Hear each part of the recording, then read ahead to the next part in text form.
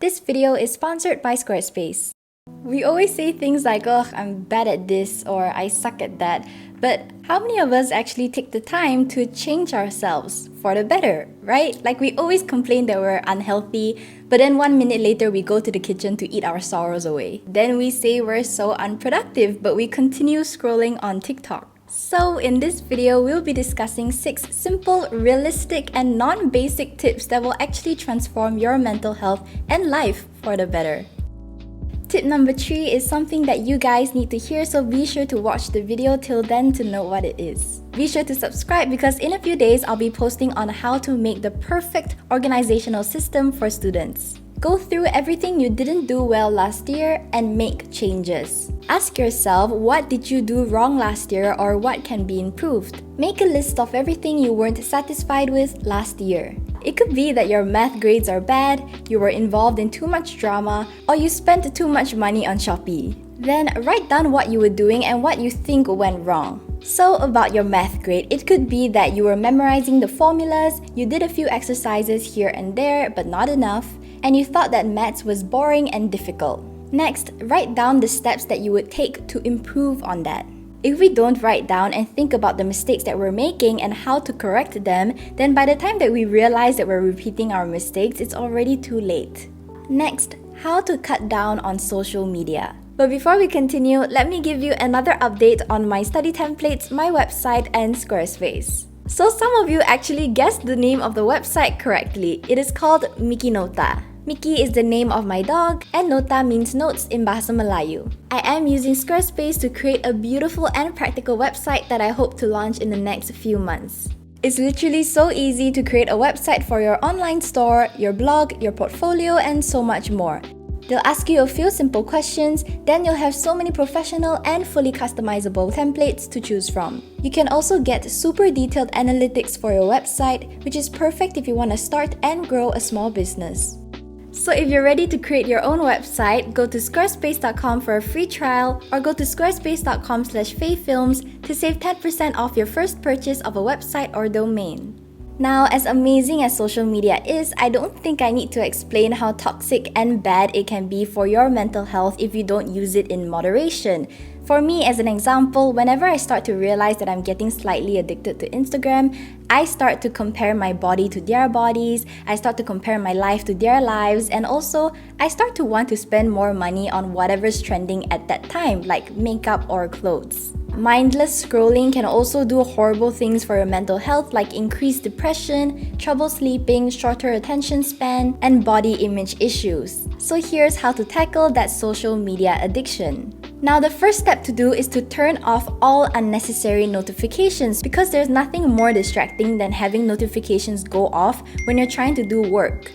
So turn off your notifications for things like Instagram, TikTok, Twitter, and Facebook. A lot of the time, when our friend sends us one TikTok to watch, we open our phones and we end up spending 2 hours on the app. If a message was truly important, they will either text you or call you. If they don't have your phone number, they're not even important in the first place. You'd be surprised at how much less than usual you check your phone once notifications are off. Now, for messaging apps like WhatsApp, what I do is that I mute all my group chats and then I set a different alert tone for my parents and my boyfriend. So if it's a normal ping, then I'll just ignore it until I'm free. But if it's this alert tone or this sound, then I'll check my phone straight away because it means that it's either my parents or my boyfriend messaging me.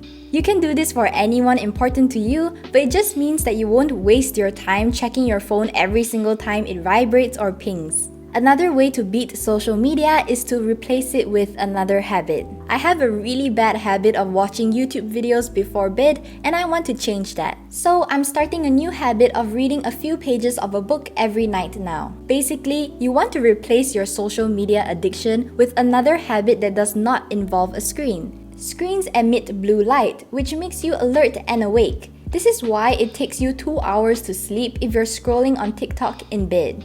Another simple habit that you can do to prevent yourself from checking your phone so much is to put it at a place where you can't see it. If you're studying, put it behind your laptop or under your bedsheet. You can also charge it somewhere far away where you don't see your phone. Out of sight, out of mind. Next, Don't put your energy towards unnecessary things and people. And I feel that this next point is something that all of you should hear. You guys have to keep in mind that people come and go, but what you learn stays with you forever, and that includes your education and your skills. It's completely okay to walk away and remove things that make you unhappy, whether that be a friend, drama, or a social media platform. I've said this before in my How I'm So Unbothered video, which you can check out here, but basically, sometimes it's okay to be selfish and prioritize your happiness and your life. In this context, selfish is just loving yourself enough that you can establish boundaries with who you surround yourself with and the things you do for others. Removing toxic people and drama from your life is just gonna make room for you to grow and realize your potential. You only have two people to impress, your past self and your future self. Imagine a future version of yourself looking back at you right now. What would they be thinking? Would your future self be disappointed that you didn't make that change or didn't take that chance? Would your past self be admiring what you're doing now? Think about that. Next, set a routine around your energy and be consistent. An advertisement might play in the next few seconds, so if you want to support this channel, please do not skip the ads. Thank you! If you've tried over and over again to wake up early and study, but you can't do it, then it's just not for you. Draw out your energy levels for the day and build your routine around it. So you can see that I have a lot of energy in the morning and at night. But yours could look very different. Yours could look like this or like that. Now I want you to take your to-do list and group each task according to high energy tasks and low energy tasks. Do high energy work when you have the energy to do it and low energy work when you don't have as much energy. You find that this way of setting a routine is much easier to maintain rather than trying to copy someone else's routine. Next, want a big change? Start small. A lot of us make very ambitious goals like cut down on social media completely, save more money, and wake up early every day. But how often do we stick to those goals?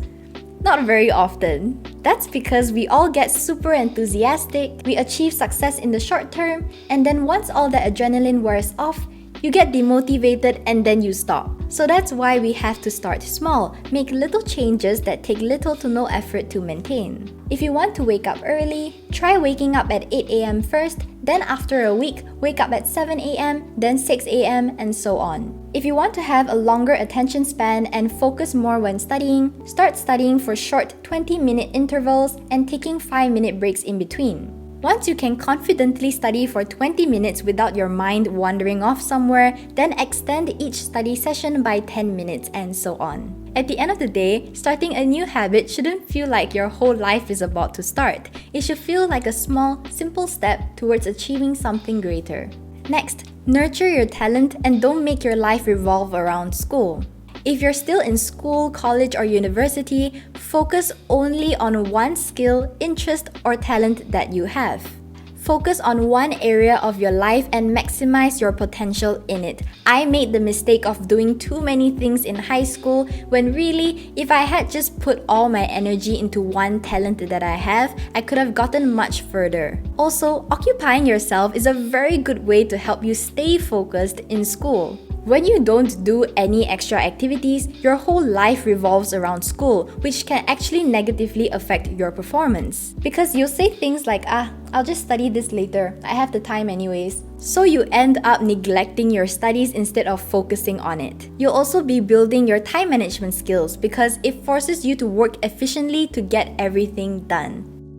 But don't worry, in a few days I'll be posting about the perfect organizational system for all students, so be sure to subscribe and stay tuned for that. If you've made it this far, comment down below what you want to change about yourself for the new semester, and I'll be sure to reply you. Be sure to subscribe and turn on notifications and set it to all so that you do not miss out on any future uploads. Thank you all for 126,000 subscribers, and I'll see you all in my next video. Bye bye!